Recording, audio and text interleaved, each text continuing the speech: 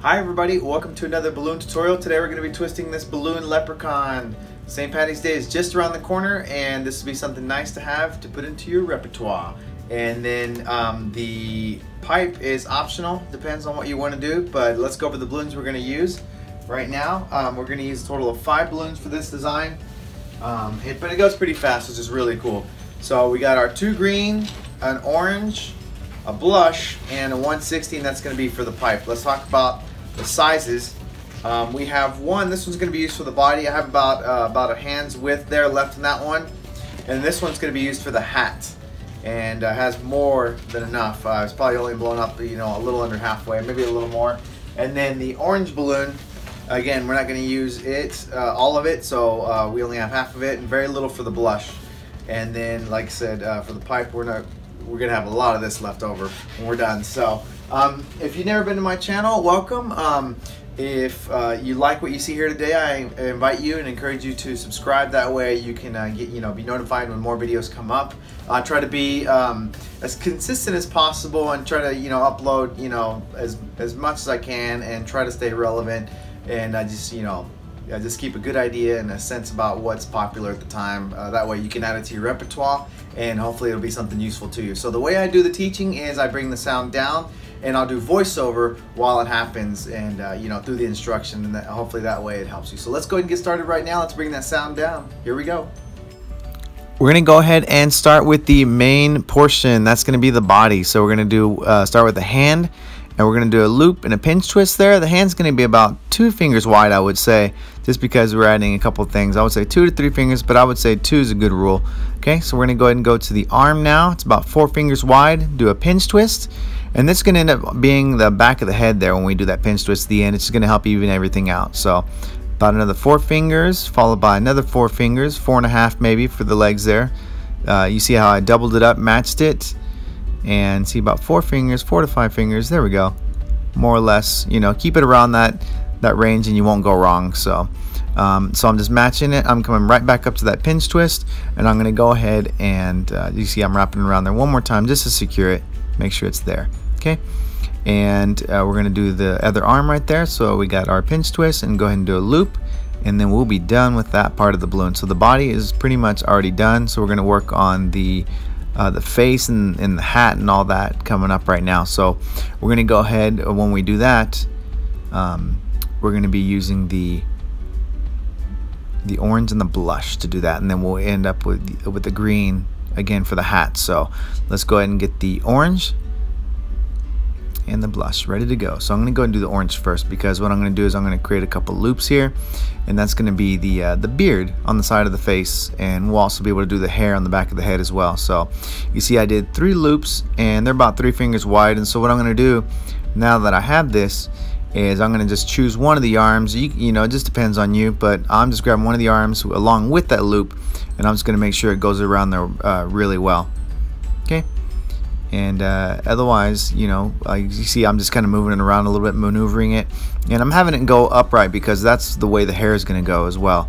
So now that we have that situated a little bit, we're going to go ahead and grab the blush balloon, because we're going to go ahead and add that to our orange balloon. So what I'm going to do is I'm going to do about a 2-finger bubble here, and I'm going to make sure to pull that knot really tight as I twist that balloon so it stays nice and secure. And so what I'm doing now is I'm holding it in between those orange balloons there where the nose is going to be, and I'm pulling on those 2, and I'm going to go ahead and twist them together. I would say 2 to 3 times. I wouldn't do any less because you don't want to lose it. So we're doing about a 3-finger segment there. Okay, and I was going to break the blush off, but not yet actually. Okay, so because I do want to go back down and match that orange to the back of the head there. See, that's about a 3-finger. I'm going to come right back down, and because that balloon is so loose, because we're not using all of it, that makes this portion pretty easy to do, which is cool. So again, see, I'm just grabbing that portion, the blush and the orange that I had done previously, and I can break that off, and I have so much excess that it's easy to tuck that tail behind the head in between those 2 bubbles there. Okay, and so in preparation for the the hat, I'm going to go ahead and break off the rest of the blush there, and you see I leave quite a bit of a tail there, and that's going to make installing the hat really easy to do. And that's what you want to do. You want to strive for when you go to make these type of balloons, especially when you get into, you know, a figure like this where the head can be a little tricky at first. It's a good idea to make sure, you know, you make your life as easy as possible. So for the forefinger, or excuse me, for the hat, you see I did 2 4-finger segments, and now it's nice because I have that blush sticking up. I can press that against there and wrap it around a couple times, even pull it through the loops there. And now I can also, just like I did with the hair before, I can also push that blush down inside there as well on the back. So we're going to go ahead and do 2 1-inch bubbles, and we're going to wrap that balloon around, there you go, and come right back to the pinch twist on the back there. I use this idea for the hats quite a bit. It works out really well and has a nice look from the front, which is really cool. So there we go. Go ahead and tuck the excess away, and we're pretty much at the end here. Actually, the last thing we're going to do is create the pipe, and like I said, it's optional, and it's really easy to do though. It's just going to be creating a tulip twist or an apple twist, whatever you want to call it there. I'm just taking that knot and push it down in there until I can feel it with my hand. I'm just going to go ahead and give it a twist and push it back up inside there, and I create a small bubble pinch twist right there at the bottom of it. There we go, and then you just decide how long you want it to be. That's pretty much it. And when I do this though, you see I did about 5 fingers there. I make sure to leave a nice tail on it, and I go ahead and tie it. I don't always tie these balloons when it comes to this, but I don't want to take any chances here because I think the pipe, you know, adds to it. So all I'm going to do now is just wedge it underneath the nose there. It's going to be, you know, and you see right now I'm just wrapping it around one of the cheeks there just to make sure it really stays. Okay, but there's a lot of friction there, so it stays pretty easily, but it doesn't hurt to wrap it around a couple times just because the tail's so big. All right, go ahead and stick around for the marker work and have some fun. All right, so we made it to the end of the twisting. Let's go ahead and go over the artwork. So the markers I'm going to use are a black, orange, yellow if you want to do the buckle, if you can get one of these. This is a paint marker that I'm using. It's an Eddings if you want to do that. But otherwise, if you have a white one, I'm sure you could do white as well. But I prefer the yellow. And then a green, because the bottom, I'm going to start with the easy part with the green. We're going to go down here, and let me go ahead and show you the artwork on this one again, right, so you can see it. Hold it up there, study it just for a second. If you need to pause the video, that's a good idea. That way you can study it. A couple more seconds. All right, I think that's pretty good. Okay, so I'm going to go ahead and start with the green first because I'm just going to do the little stripes on the legs there. And it's just like this. Let me get up here close for you. There's 1, 2, 3, and 1, 2, 3. There we go. Okay. And the only other green thing I'm going to do is right over here. Let me push the pipe to the side there for a second. I'm going to do a quick, losing my mind here, trying to think, what's the word? A shamrock or a clover. There we go. Do an easy one. That's it for that. We're going to come back and outline that in just a minute.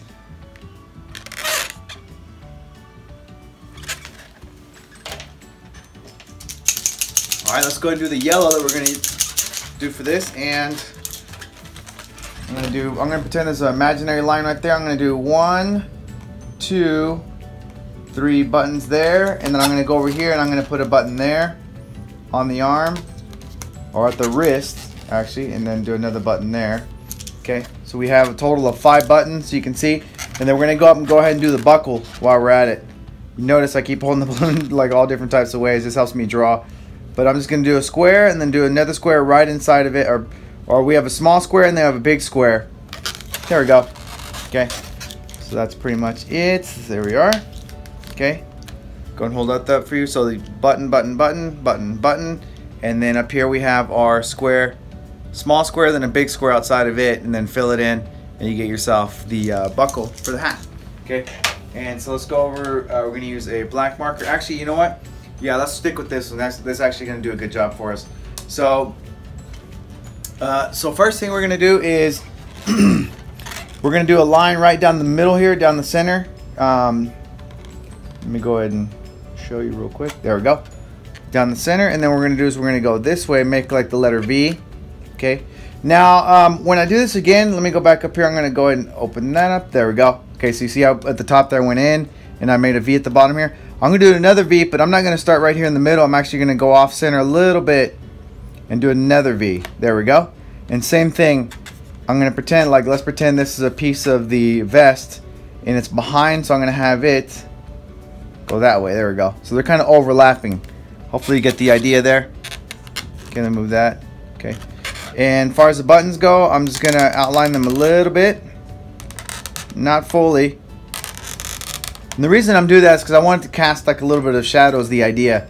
And same thing for these on the wrist. Do it here, and you know, it's just, it's up to you. It's a matter of preference, you know, what you want to do for that part. And then I'm going to go ahead and outline the shamrock. There we go. Ta-da! There we go. I feel good about that. Okay. And then for the buckle, we're going to go up here, and I'm going to turn the marker on its side. I started to say the marker. The marker. So look what I did. I just colored that in. Now I'm going to turn the marker on its side and just go one way and then turn around and come back. See that? So that way we can double the size of that line. There we go. I think that's pretty decent. Okay. And then for the eyes, I just wanted them to be like a smiling, like a happy guy. So I'm going to go ahead and have the eyes like this. So he's nice and cheerful. He just got his beer money. There we go. And so the last thing we're going to do with the orange marker, you can just definitely draw if you want. If you don't have an orange marker, no big deal. You could definitely draw the eyebrows. You know, just using a black marker too. But I just wanted to match. He already has orange hair, so why not? Or red hair, you know. So there he is right there. We made it to the end. Yeah. So you can see the artwork is not that bad. Really basic. But what's really cool is once you get a nice little design that doesn't take too long, you can add a little bit of artwork and that'll take it up a notch, which is really cool. So if you have, again, I said at the very beginning, but I invite you to subscribe to the video, rate it, you know, give it a thumbs up. I appreciate it. Comment down below. If you're on social media, tag me. I'm on Instagram. I'm at jlomagic1. I'm always happy to see these designs go out there in the world and be made for clients and just help everybody have a fun time. You know what I'm saying? So. And last but not least, I invite you to sign up and support this channel through my Patreon page, patreon.com/jlomagic. I'll put a link in the description below. I always do. But anyway, that brings it to a conclusion. Now you have yourself another, because you probably already have some other designs, but you just have one more to add to your repertoire for St. Patty's Day. So until next time, happy twisting. Bye.